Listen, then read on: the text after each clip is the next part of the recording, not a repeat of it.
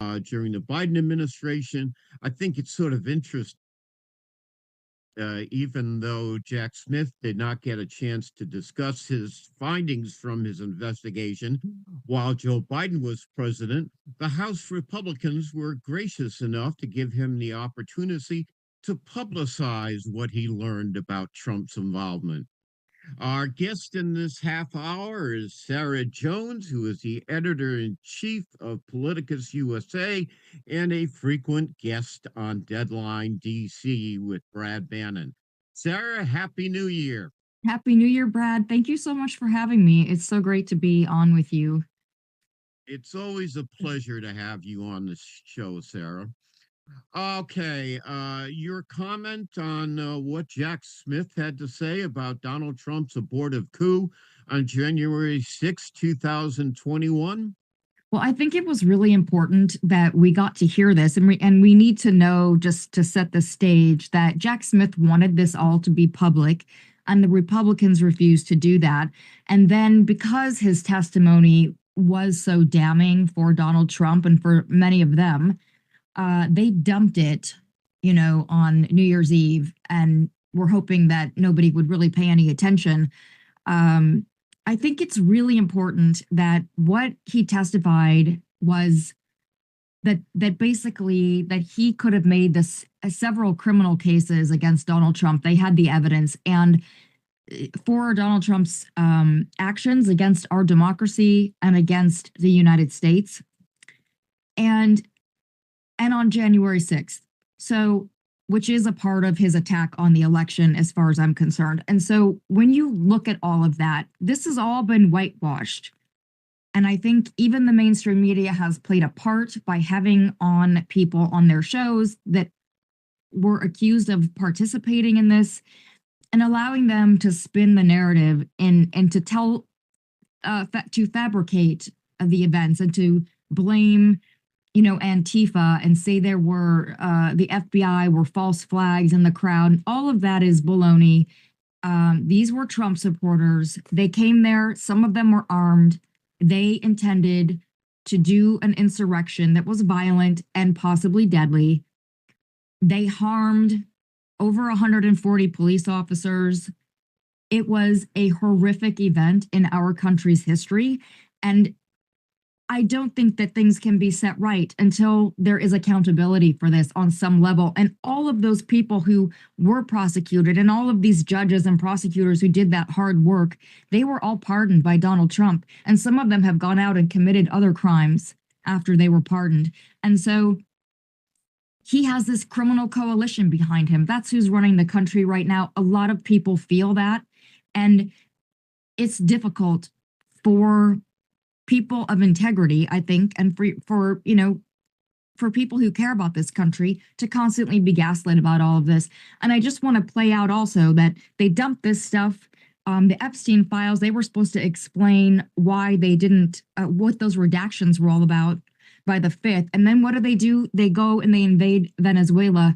And I know you already discussed that, but I'm putting that just in the framework of how they are so good at using distractions so that we don't look over here at Jack Smith and the deposition they dropped, on New Year's Eve. We're instead supposed to go look over here at Venezuela where they're killing civilians. Now, let me ask you this question. I think you're right. First of all, it'll be interesting to see what happens tomorrow, but on the anniversary of the coup. But it seems to me that people have not remembered or recognized that the Donald Trump made the first attempt, to my knowledge, in American history, and maybe I like to think I know a lot about American history. I did stay in a Holiday Inn Express last night, but does anybody care anymore? Let me react to this. I wrote in my new column in The Hill, which will be out tomorrow online. And you can read it, by the way, at The Hill, muckrack.com /The Hill. when it comes out tomorrow afternoon sometime, that people care more about Trump's domestic misadventures than they do his foreign policy adventures. Do you think that's true? Do people Has he been able to use Venezuela to distract people's attention from the his attempted coup 5 years ago, and his hiding of the Epstein files? I think he has. I mean, you look at the context of what's going on around him. He has these horrible poll numbers. The economy is horrible. It's getting worse.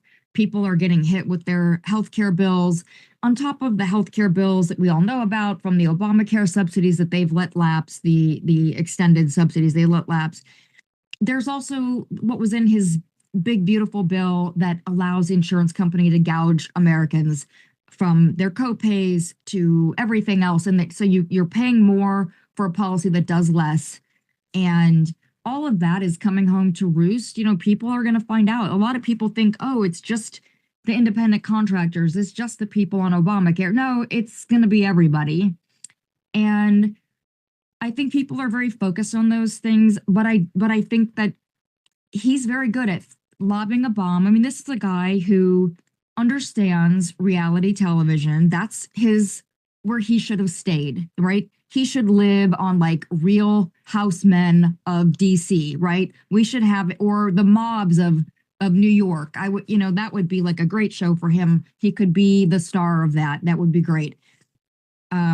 He knows how to lob a bomb and get everybody to look over at that explosion And over there. literally lob a bomb too. Exactly. Yes. I mean, that's not even because he's killed We civilians. bombed Nigeria last week too. Yes. It never ends with it. Like there's and all of this is because I think the more pressure that he's under and the more he's being held to account for the Epstein files and for other things, his bad poll numbers because of the economy and what he's done to Americans and their pocketbooks, he's going to lash out. I wrote this the first time we were talking about impeachment against him, that if he was impeached, I was worried about what he was going to do to vulnerable people because that's who he is, right? If anybody holds him accountable, he's going to make sure that he inflicts more pain on others so that people leave him alone. That's the lesson, right? He's going to keep ratcheting up the consequences of trying to hold him accountable. You can see that with the Jack Smith thing and the way the Republicans are trying to act like he, listened to their phone calls, which he did not do, and the way they've tried to punish Jack Smith, and he said he knows that it's going to be weaponized against him, all for doing his job, for upholding the law, and he knows he's going to be punished for that. That's the world that we are all living under with Trump. Well, I certainly hope that he's punished for it. And that leads me into the next topic I want to discuss after the break, which is Democratic political prospects for November 2026. We'll be right back with more of Deadline DC with Brad Bannon after this quick break.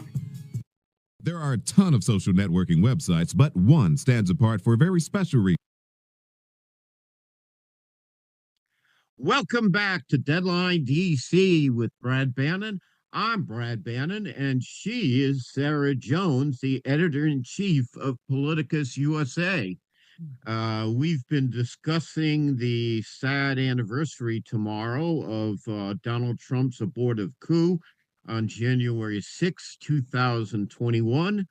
Let me ask you, you brought up something in the previous segment, Sarah, which I hadn't even thought about. But this week, we have the sad anniversary of the coup attempt. We have undoubtedly more revelations from the Epstein files. And you mentioned something I hadn't thought about is last Thursday, New Year's Day, millions of Americans lost their federal health insurance benefits, which will require them to pay much higher health insurance rates. And, the question that I have, well, first of all, let's talk about the healthcare thing. Unless something happens soon, the House and the House and the Senate restore Obamacare, millions of Americans are going to have dramatic price increases in their health care benefits. Do you think that's going to cause a big stir, or we just take all this for granted now that Donald Trump can skate through these things? I think it's going to cause a big problem for them in the midterms. And the reason I'm going to go ahead and say they're not going to fix anything is because they've been claiming they had a health care plan, what is it, 15 years now? And we've never seen it. They've never provided it.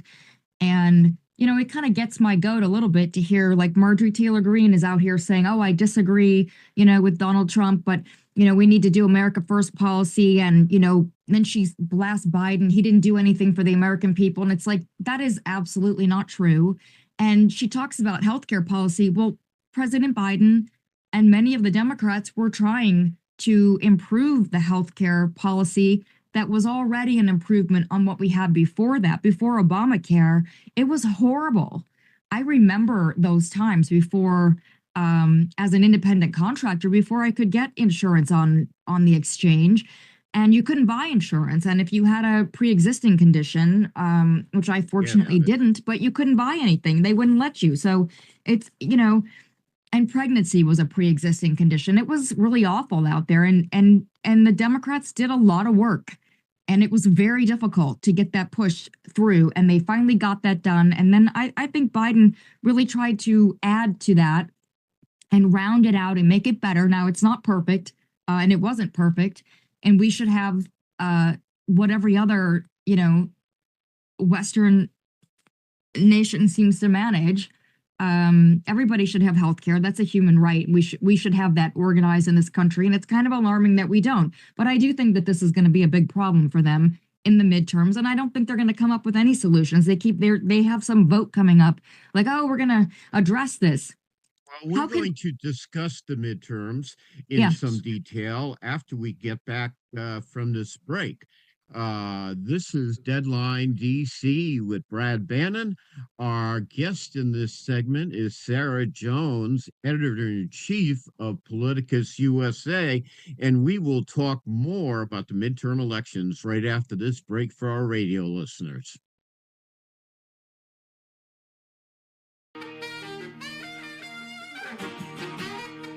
Welcome back to Deadline DC with Brad Bannon. Our guest in this half hour is Sarah Jones, editor-in-chief of Politicus USA, which I strongly recommend you follow.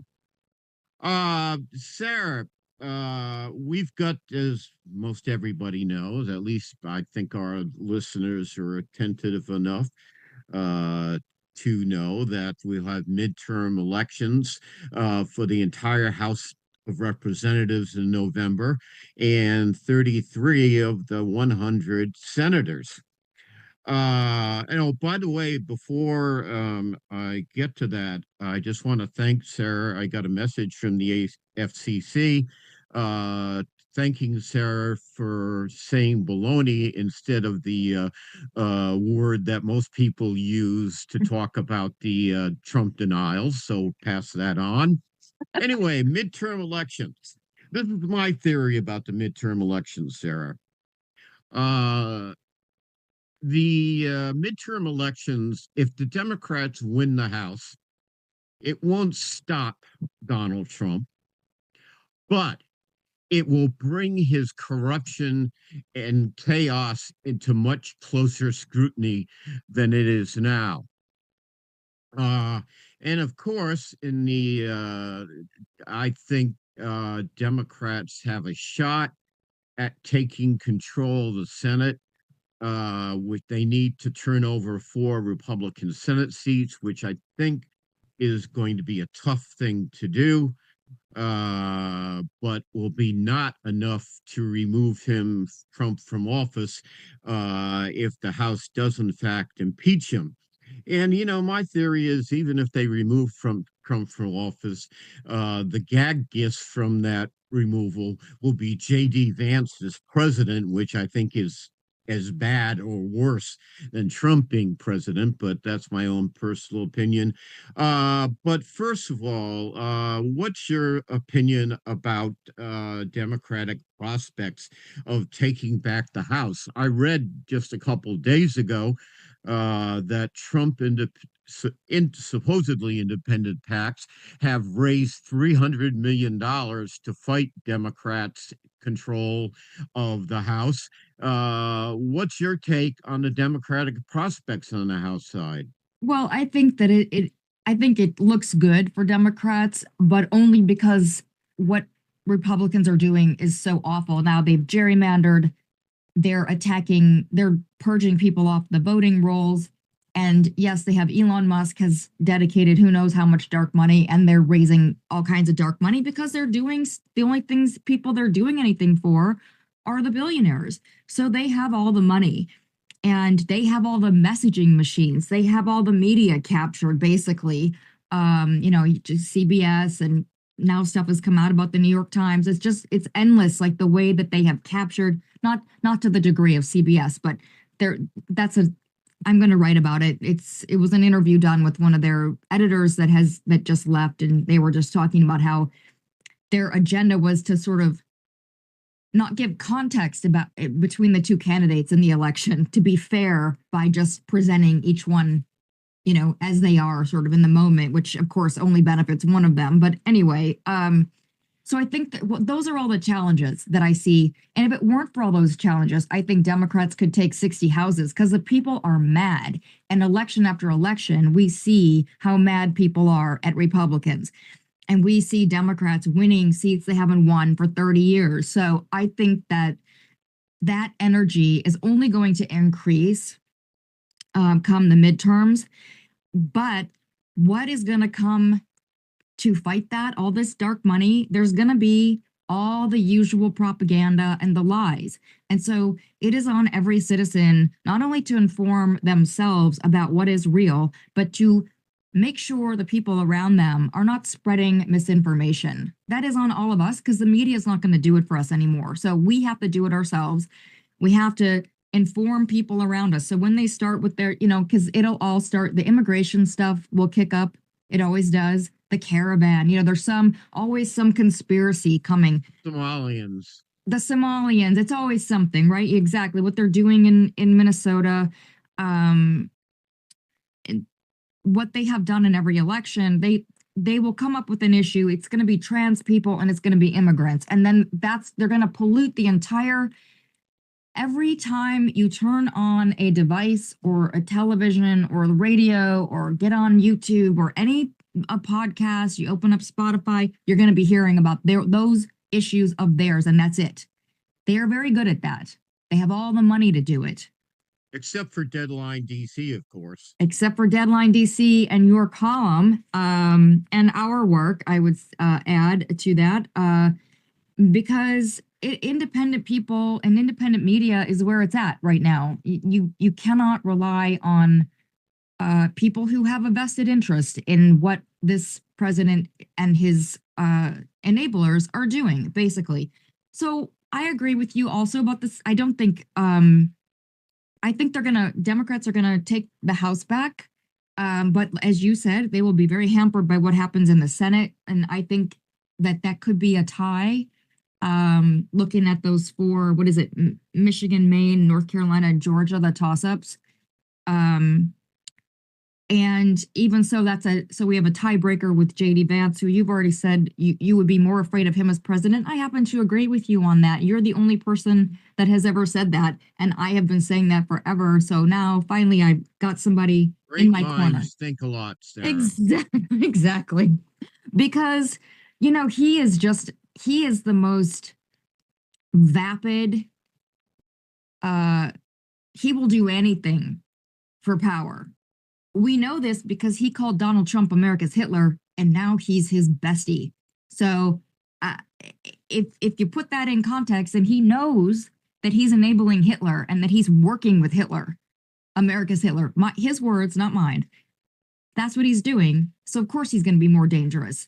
And he's got all that weird, all the tech bros are basically operating him. I don't even know if there's somebody inside of him. And is he gonna what's going? He's got a lot of weird stuff is going on in his personal life and everywhere else. He's a strange one. I don't want him for president. This guy also shouldn't be in the White House. So yeah, I think the midterms will at least do, as you said, we will start seeing some oversight after Democrats take back the House, and they will be able to hold some of what the Trump administration is going to be doing and has been doing through various how they weaponize all the administrative offices, all of the executive office. Basically, they will be able to at least hold some of that to account. Let me ask you this question to close, Sarah. I've written in the Hill actually several times that given Trump's negatives in the national polls, the overwhelming feeling among Americans that the country's headed in the wrong direction, we can probably win the House by waging a anti-Trump campaign, basically. But to win the presidency in 2028, which is the only way you can finish Trump, Democrats have to do a lot more than that. They have to be bold with imaginative proposals. What do you think about that? Oh my God, Brad. We need to have a whole episode on that. You could not have. We probably will at some point. You just sang my tune because all I think about, in fact, I have this thing I was going to write that I didn't write for the January 1st, but basically it was about I want to go into the new year like Kendrick Lamar, and I want to see Democrats going forward hold a grudge. And I don't mean that to be a grudge bearer because just to hold a grudge. I mean, finally get some backbone, be bold, get out there, because in order to fix all of this stuff, you have to be willing to use the power this man used to destroy it, which we are all, hesitant to use. But we have to be willing to go there to fix all this stuff and rebuild from the ground up and build a government that is responsive to the people the way it's supposed to be. Okay, we're going to end it on that high note, Sarah, because I absolutely agree with you. I want to thank today.